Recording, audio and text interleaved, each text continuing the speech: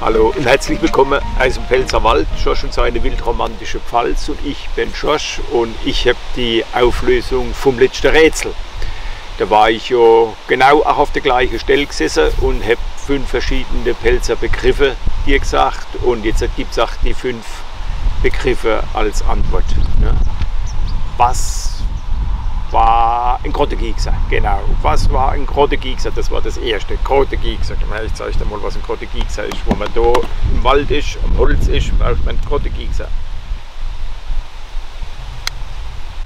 Das ist ein Grottegiegser, ein kleines Taschenmesser. Und das braucht man, wenn man mal ein Rind beschnitzen möchte, so in der Liebste ein kleines Herzl neu machen möchte. Soll man eigentlich nicht machen, ich weiß. Haben wir als Oder wenn man natürlich ein Leberwurstbrot essen will, muss man ja die Leberwurst aufschmieren können. Kann man alles mit dem machen. Und ganz wichtig, das gehört auch dazu, das ist ein Korkenzieher. Weil wo man Fläschelbräu dabei hat im Pfälzerwald, und dann muss man ja auch das Fläschelbräu aufmachen können. Also ein Grottegiegser. Die zweite Frage war, was ist ein Kratzbest?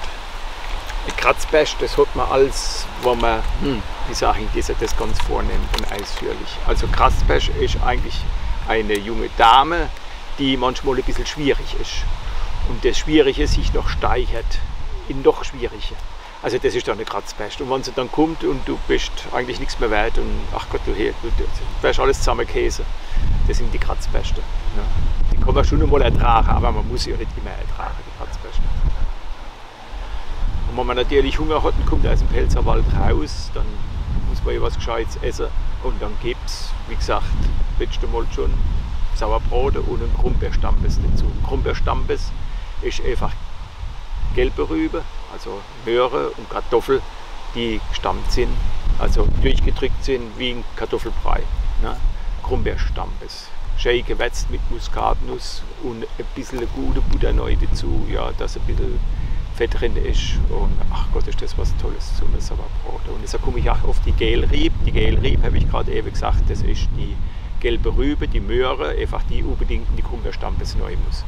Das gibt so ein Süß mit Pfeffer und Salz und ein paar, wo man hat, Peterle oder ein Liebenstückel neu in die Krummbeerstampes. So ein würziger, süßlicher, salzig, pfeffriger, muskatiger Geschmack. Ganz, ganz, ganz was Tolles. Und das letzte war die Elvetritsch. Die trifft man früh morgens, wo man Glück hat, im Pfälzerwald an. Wir sind früher als Elvetritsche fangen gegangen. Da sind wir eine ganze Gruppe gewesen. Mit einem kleinen Keichel, also mit so einem Handwägel sind wir hinaus. Jeder hat einen Sack dabei gehabt, muss aber ein richtiger Judesack sein. Und dann bleibt man an den Wegen, wo man denkt, wo die wechselt sind, auch von den Tieren, von den Wildtieren, von den Wildsei oder von der Reh oder von der Hirsch. Da bleibt man stehen und dann wartet man, ob da ein Elvetritsch kommt. Der Elvetritsch ist ein Fabelwesen in der Pfalz. Also man trifft sie ganz, ganz, ganz, ganz selten. Manchmal haben sie Händelchen auf, manchmal, ach Gott, die sind total durcheinander. Ja, es gibt verschiedene Arten von Elvetritschen. Die weibliche Elvetritsch, die sind richtig gut aus. Also wenn du mal eine weibliche Elvetritsch triffst, da bist du total fasziniert von einer Weib. Die männliche ist nicht so schön, aber die weibliche, die sind richtig schön. Weibliche Elvetritsch, ganz was Tolles. Ja. Und ja, das waren sie, die 5 Antworten zum Rätsel. Ich hoffe, du hast gut geraten, und bis zum nächsten Mal. Alles Gute aus der Pfalz, Josh und seine wildromantische Pfalz. Und wie gesagt, wenn du in die Pfalz kommst, nicht vergessen, bei uns im Doktorhof vorbeizukommen.